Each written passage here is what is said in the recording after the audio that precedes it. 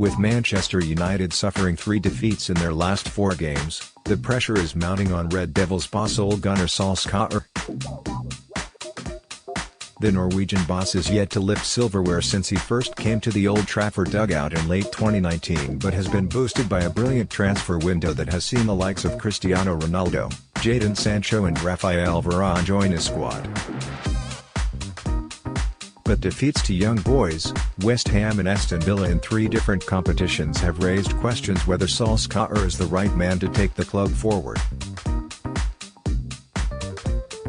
United fan and writer Scott Patterson, of the Republic of Mancunia website, gives an insight into the mood of the fan base regarding Solskjaer. Manchester United have now lost 3 of their last 4 games in all competitions, and the questions about Ole Gunnar Solskjaer's long-term suitability as the club's manager are doing the rounds once more. You have to wonder even if winning the Europa League final in May would have bought him any time, but it's a moot point given he froze on the night and United lost on penalties.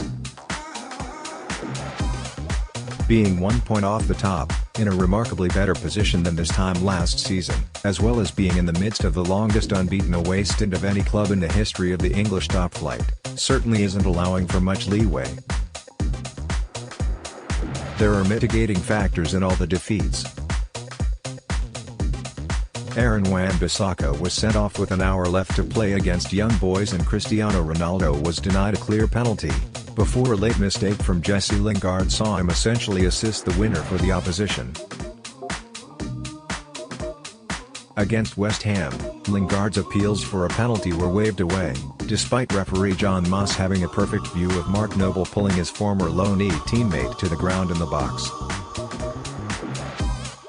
Then at the weekend, in the 1-0 defeat against Aston Villa, Ollie Watkins was obstructing David De Gea from an offside position before Courtney House's late header gave the away side 3 points, with Harry Maguire and Luke Shaw both already forced off with injuries. Bruno Fernandes, who has been ridiculously reliable from the penalty spot, inexplicably changed his technique and walloped the ball miles over the bar with an injury-time spot kick, diverting from his more usual method of a hop, skip and a jump before placing the ball in the corner of the goal. People will suggest that Solskjaer, who is spoiled with talent in his squad this season, shouldn't be relying on correct calls from the officials to win games, and this is true. But that also doesn't change the likelihood that the way VAR was employed last season would have allowed for a different result in all 3 defeats, and the pressure then wouldn't be mounting in the way it is now. But even those who continue to back the manager, most of these amongst the match-going crowd rather than those commenting purely on social media, can't help but accept that an unwanted pattern is developing and Solskjaer has to do better.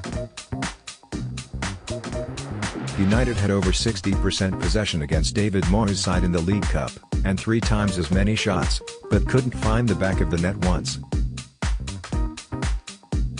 Against Villa, it was 60% possession and 4 times as many shots, but again, no goals.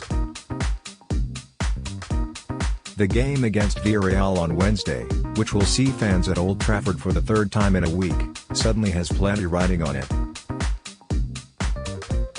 United have been handed favourable opposition in the Champions League, following last season's group of death, and Solskjaer has to make that count. He might have wanted to allow for rotation to the starting lineup, and his hand may be forced to a certain extent thanks to the injuries of Maguire and Shaw, but he can't afford to make wholesale changes now. His every decision will be massively scrutinized, and he has to get a result against the side who currently sit 11th in La Liga. Jadon Sancho might get a rare start, with Mason Greenwood preferred to him on the right flank of United's attack in recent games, and fans are already questioning why the star signing who Solskjaer has chased for years hasn't had much of a look in. Being fair, Greenwood has done more than enough to warrant a starting place, and the same people questioning the decision to play him ahead of Sancho will likely have been the same people claiming this signing would halt Mason's progression.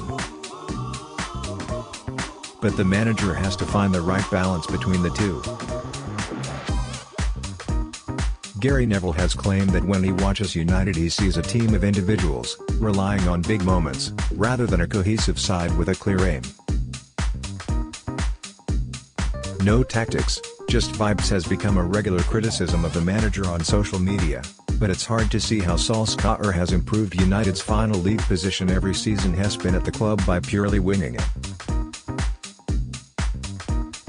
The atmosphere in the dressing room is undeniably good, but being United off the field counts for little if they can't produce winning performances on it. Still, if the individual moments of brilliance win United games and Solskjaer doesn't deserve credit for them, then it's unfair to hold him entirely responsible for the red cards, penalty misses and wayward finishing that has cost the team in recent games. But with the players he now has available to him, Solskjaer needs to find a way of playing to the best players' strengths. With Rafael Varane now partnering Maguire, Solskjaer shouldn't still be relying on both Fred and Scott McTominay to protect the defense. It might be a useful move against better sides, even if still more cautious than United fans would like, but it should have no place in games against mid-table opposition. Marcus Rashford is set to return, having not played for United for over 4 months, giving Solskjaer more decisions to make on how he can squeeze his best players into the starting lineup. Last season he relied on more or less the same 11 for the entire campaign, which had them on their last legs by the final game, but with better options now available to him he has to find a way to sensibly rotate. Rashford's availability should mean Pogba is moved back in the midfield, with Sancho and Greenwood vying for their spot on the right, while Ronaldo and Edinson Cavani compete for the central role. It really is hard to find many excuses for why such a talented group of attacking players should be struggling for goals. Solskjaer tends to do well when his back is against the wall though, and he will need to come out fighting again this week. But when he continues to be so consistently inconsistent, something has to click for him soon. The progress has made year on year only counts for so much, for so long, and then he needs something tangible. He has to win a trophy. But May is a long way off yet, and with excuses running thin, there are plenty of massive games on the horizon where Solskjaer will either sink or swim. He doesn't have the backing of the entire fan base, he hasn't for a while now, so it's up to him to win people round. The only way he'll do that is by ensuring this squad fulfills its potential. The jury is still out on whether that's within his capabilities though.